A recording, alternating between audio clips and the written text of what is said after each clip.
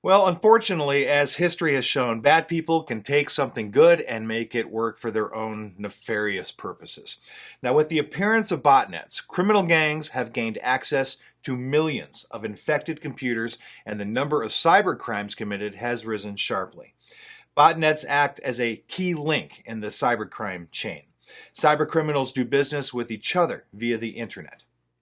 So, this is how it works. The cyber criminal business has areas of specialization just like any mature business, really. A search of the internet for web resources offering cyber criminal goods and or services reveals that botnet owners are the main consumers of these goods and services. Exploits have always been a hot topic, and systems such as Exploit Pack are increasingly popular with cyber criminals.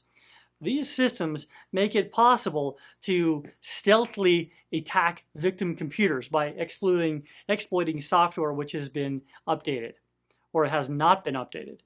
Browsers and browser components like Adobe Flash are the targets of such attacks.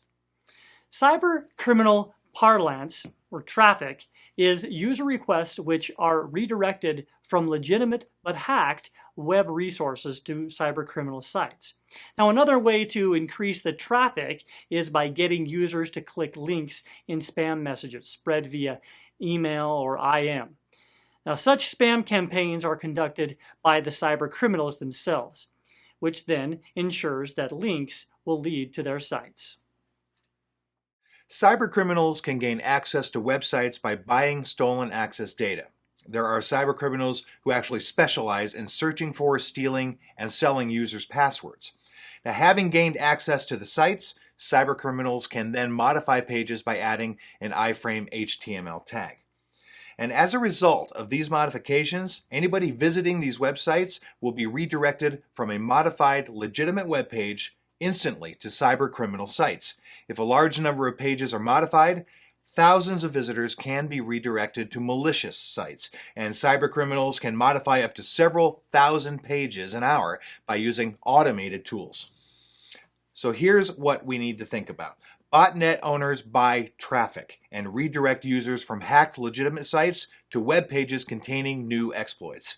If the attack targeting the browser following the redirect is successful, the victim machine will be infected and become part of a botnet. Now, so far this lesson has examined those who supply goods and services to the cyber criminals market. However, the customers who use these services play an even bigger role in this underground economy. It's the customers who are trying to gain unauthorized access to compromised computers' data and resources. And it's the customers who make huge profits by stealing e-currency and funds from victims' credit cards. It's these customers who are often the ones most interested in botnets, and they can be split into the following groups: carders, extortionists, and unfair competition and spammers. You've been carded, haven't you? Well, yeah, maybe. At your age? Once or Really? twice. Yeah, carding was one of the first types of cybercrime to appear on the internet. It's a different kind of carding.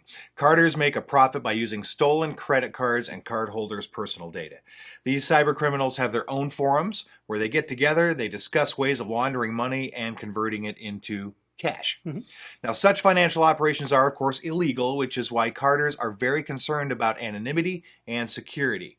Now, as you may know, there are also real cards on offer, in other words, physical duplicates of cards. In Russian cybercriminal parlance, virtual cards are called cardboard and real cards are called plastic. Did you know that? I did know that. Yeah.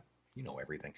Now, real cards can be used by criminals to withdraw money from ATMs. This will be done by a middleman who lives in the same area as the original card owner, and not arousing any issuing bank suspicion at the same time by being in that general area.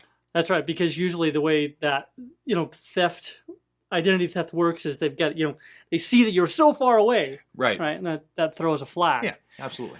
Now, cyber criminals involved in extortion are entirely focused on incapacitating websites by conducting a DDoS attack. The extortionists will ask for money in return for stopping the attack. Now, while dishonest competitors will take advantage of the fact that their competitors' sites and services are unavailable, those who conduct DDoS attacks rarely advertise as they wish to remain anonymous. Hello. However, during the summer, some customers who have failed to find a DDoS supplier publish posts looking for someone who can organize a DDoS attack. Like a classified, huh? Yeah. Crazy. Hey, want to work for us? Now, there are currently so many posts offering spam mailings from hacker servers that customers can easily find whatever they need. However, about 85% of spam is sent from botnets. Now, as a rule, spammers are paid to distribute advertising, increase sales in online stores, and promote online casinos.